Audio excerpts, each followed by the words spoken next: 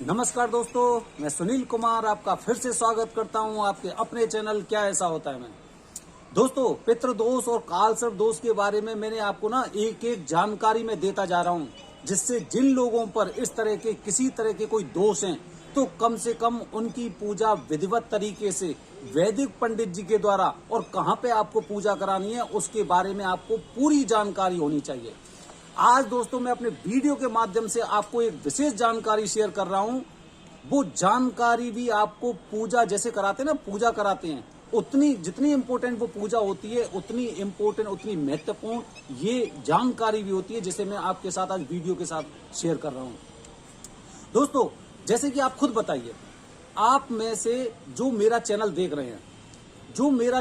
रहे हैं उनमें से आप लोग मुझे बताइए कि जब आपको पता चलता है कि आपकी कुंडली में या आपके बच्चों की कुंडली में कालसर्प दोष है तो आप क्या करते हैं। आपके पंडित जी ने आपको बताया, जैसे कि सपोज करते हैं कि आपने पंडित जी से पूछा कि पंडित जी कुछ मेरे बच्चे के बारे में बताइए या फिर कुछ मेरे बारे में बताइए कि मैं अपनी मंजिल से दूर क्यों होता जा रहा हूं, क्या वजह है उसकी। तो दोस्तों, अगर पंडित जी ने आपको बताया कि आपकी कुंडली में कालसर्प दोष है जिसकी वजह से आप इस तरह की परेशानियों को झेल रहे हैं, फिर आपके मन में क्या चीजें चलती मैं आपको वो बताने जा रहा हूं। और अगर आपको लगे कि हाँ ये बात सही है तो आप बताना, और जहां पे भी आप गलती कर रहे हैं उस बात को भी आपको ध्यान में रखना है। जैसे कि पंडित जी ने हमें बताया कि हमारी कुंडली में कालसर्प दोष है, जैसे ही हमें पता चलता है तो हमें सबसे पहले त्र्यंबकेश्वर की याद आती है कि त्र्यंबकेश्वर में जाके हमें कालसर्प दोष की पूजा करानी चाहिए। पहली बात, त्र्यंबकेश्वर का सबसे पहले ख्याल आता है हमारे दिमाग में कि त्र्यंबकेश्वर में पूजा करानी है। काफी लोग वैसे सर्च करते हैं कि कालसर्प दोष की पूजा कहाँ करानी चाहिए, तो जब उन्हें वो आंसर मिलता है, उसका उत्तर मिलता है, तो उत्तर यही होता है कि त्र्यंबकेश्वर में पूजा करानी चाहिए। इसके बाद दूसरा विचार क्या आता है? इसके बाद दूसरा विचार ये आता है कि भाई हमें रिजर्वेशन करवाना चाहिए। अब रिजर्वेशन के लिए हम IRCTC की वेबसाइट पे जाते हैं या किसी भी माध्यम से जब हम उनका रिजर्वेशन करवाते हैं तो हम देखते हैं कि सीट हमारी कब अवेलेबल है। समझ रहे हैं आप, सीट हमारी कब अवेलेबल है। और जब सीट के बारे में पता चल जाती है कि भाई इतने तारीख को सीट है तो हम उसमें रिजर्वेशन करवा देते हैं। दो बात बता दी। तीसरी बात, जब हम वहां पे पहुंचते हैं तो वहां पे पहुंचने के बाद हम पंडित जी से संपर्क करते हैं और पंडित जी से बोलते हैं, पंडित जी हमें कालसर्प दोष की पूजा करानी है। पंडित जी क्या बोलते हैं, कब करानी है। आप बोलोगे आज करा दो या फिर कल करा देना, तो वो क्या बोलेंगे, ठीक है आज भी पूजा करा सकते हैं, कल भी पूजा करा सकते हैं। ऐसे करके आपका ये पूरा एक सीक्वेंस बन जाता है। वहां से आप पूजा करा के आ जाते हैं और आने के बाद आप घर पे शांति से बैठ जाते हैं और अच्छे दिनों का आप इंतजार करते हैं। लेकिन सबसे महत्वपूर्ण बात जो आज अपने वीडियो के माध्यम से मैं आपको बता रहा हूं, दोस्तों, जब भी हम कालसर्प दोष और पितृदोष की पूजा कराते हैं तो उसमें तिथियों की अहम भूमिका होती है और तिथि के अनुसार ही पूजा करानी चाहिए। अब वो तिथि कहां से प्राप्त होती है? वो तिथि प्राप्त होती है जो वहां पे पंडित जी हैं, जो वैदिक पंडित जी वहां पे बैठे हुए जिन्हें वरदानी पंडित जी बोलते हैं, वो एक पंचांग बनाते हैं और पूरे साल के पंचांग के अनुसार वो डेट फिक्स करते हैं कि इतने तारीख को कालसर्प दोष की पूजा का योग है, इतने तारीख को पितृदोष की पूजा का योग बन रहा है। ऐसे करके जानकारी हम लोगों को मिलती है कि भाई उन्होंने जो पंचांग बनाया पूरे साल का, उसके अनुसार पूजा की डेट ये है। अब सुनिए, पूजा की तिथियों की अहम भूमिका होती है। अब देखिए, अच्छा अब क्या हुआ, जैसे कि मेरे पास एक फोन आया, कोई पर्सन थे जो कालसर्प दोष की पूजा कराने के लिए त्र्यंबकेश्वर आ रहे थे कहीं दूर से, और उन्होंने एकदम रास्ते में चलते चलते मेरा वीडियो देखा और उसके बाद उन्होंने मुझे कॉल किया। उन्होंने कॉल किया कि कालसर्प दोष की पूजा कब होगी, मुझे कालसर्प दोष की पूजा करानी है। तो मैंने कहा, मेरी उनसे अच्छी खासी बातें हुई। फिर उसके बाद उन्होंने बताया कि 4 जनवरी को मैं अपनी पूजा फिक्स कर चुका हूं। जब मैंने उनका पंडित जी का पंचांग देखा तो उसमें 4 तारीख कालसर्प दोष पूजा की तिथि ही नहीं थी। 4 तारीख कालसर्प दोष की पूजा की तिथि नहीं थी। लेकिन जो लोग गूगल से नंबर निकालते हैं वो लोग क्या करते हैं कि उनको कॉल करते हैं और बस वो लोग उन्हें कोई एक डेट बता देते हैं अपने अनुसार और उसी में वो पूजा करा देते हैं। बल्कि आपको तिथि के अनुसार पूजा करानी चाहिए, क्योंकि जब आप पूजा कराने के पश्चात जब वापस लौटते हैं तो आप अच्छे दिनों का इंतजार करते हैं कि मुझे अभी तक पूजा के फल नहीं मिले हैं, मुझे पूजा के वो जो अच्छे परिणाम मिलने चाहिए थे वो नहीं मिले हैं। यहाँ तक कि वहां पे आपको पंडित जी वो 40 दिनों के नियम के बारे में ठीक से नहीं बताते हैं। यही होता है जब आपको पता चलता है कि कालसर्प दोष है कुंडली में, उसके बाद आप गूगल पर जो जानकारी प्राप्त करने का प्रयास कर रहे हैं, उस जानकारी में आप इतना फंस जाते हैं कि आपको और किसी चीज की जानकारी नहीं रहती कि इसकी कुछ तिथियां होती हैं। जो पंडित जी वहां पे वरदानी पंडित जी हैं, वो पंडित जी के द्वारा पूजा किस तरह से सफल साबित होगी। जो 40 दिन के नियम होते हैं, वो 40 दिन के नियम कौन से हैं, कब से वो नियम शुरू होंगे और कब तक वो हमें फॉलो करने पड़ते हैं।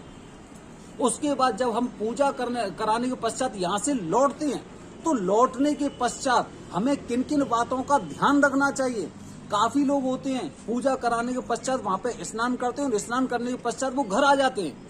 तो ऐसी बहुत सी जानकारी है दोस्तों कि जिनका हमें विशेष ध्यान रखना चाहिए। लेकिन सबसे महत्वपूर्ण जो होता है वो ये होता है कि इसमें तिथियां होती हैं और उन तिथियों में पूजा बहुत अच्छी बताई जाती है, बहुत अच्छी बताई जाती है, जिसके बहुत अच्छे परिणाम मिलते हैं। कहते हैं ना, बूंद बूंद से घड़ा भरता है, बूंद बूंद से घड़ा भरता है। अब बूंद बूंद कैसे हो गई? आपने तिथि में पूजा कराई, पहली बात।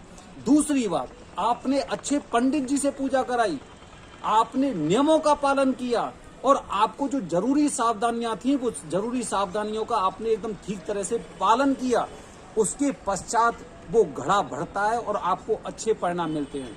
तो जब भी आपको ये बात विशेष रूप से ध्यान रखनी है, जब भी आप कालसर्प दोष की पूजा कराने त्र्यंबकेश्वर जा रहे हैं, तो सबसे पहले एक जगह से नहीं, दो जगह से नहीं, जहां पे आपके माध्यम है, जो भी आपके सोर्स हैं, वहां से आपको पूजा की डेट लेनी चाहिए।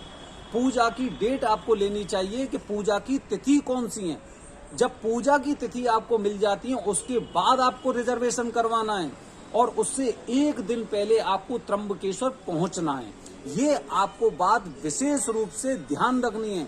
आपको ऐसा नहीं करना है कि भाई अपनी इच्छा के अनुसार हम वहां पे आज पहुंच गए, कल हमने पूजा करा ली, जबकि पूजा का योग नहीं है।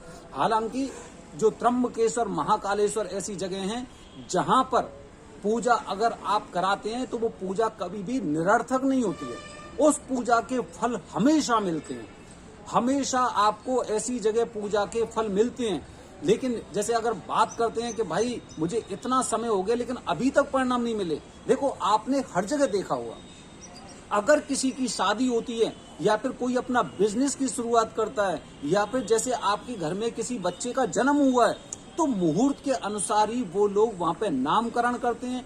मुहूर्त के जो मुहूर्त होता है, मुहूर्त के अनुसार ही जो वर और वधू होती हैं उनके फेरे पड़ते हैं, क्योंकि जब तक मुहूर्त नहीं होगा, अब आप खुद देखिए कि न जाने कितने लोग ऐसे ही कोर्ट मैरिज, लव मैरिज कर रहे हैं। इनकी जो शादियां होती हैं वो ज्यादातर, अगर आप एक रेशियो देखेंगे, तो क्यों असफल साबित होती हैं? क्योंकि उन्होंने मुहूर्त का तो ध्यान ही नहीं किया। क्यों लोग मुहूर्त के अनुसार शादियां कराते हैं? क्यों लोग मुहूर्त के अनुसार ही आपके अपनी जो बिजनेस हो गया या फिर और भी चीजें हो गई उनको करते हैं? इसीलिए हर प्रकार की पूजा के लिए भी एक मुहूर्त निश्चित होता है। और बिना मुहूर्त के पूजा या बिना मुहूर्त के अगर मैं शादी की भी बात कर लूं, तो आपने देखा होगा कि वो शादियां कितनी असफल साबित होती हैं। तो जब भी आप कालसर्प दोष की पूजा कराने जा रहे हैं, तो सबसे पहले आपको तिथियों के बारे में जानकारी होनी चाहिए कि कौन सी तिथि में कालसर्प दोष की पूजा का योग बन रहा है। बिना योग के आपको पूजा नहीं करानी। भाई आप खुद बताइए, आप इतनी दूर से समय निकालकर, छुट्टी लेकर, या फिर हो सकता है कि आपका वेतन भी कट रहा होगा, इतनी दूर वहां पे जा रहे हैं सारी चीजें छोड़ के, और उसके पश्चात भी अगर आप बिना मुहूर्त के पूजा करा रहे हैं तो कैसा लगेगा आपको? आप खुद देखिए ना, सारी चीजों से को छोड़ के अपना समय निकाल के, जो आज के समय में जो आपका कीमती समय, उसे निकाल के आप पूजा कराने इतनी दूर जा रहे हैं, और उसके पश्चात भी अगर वो पूजा बिना मुहूर्त के हो रही है तो कैसा लगेगा आपको?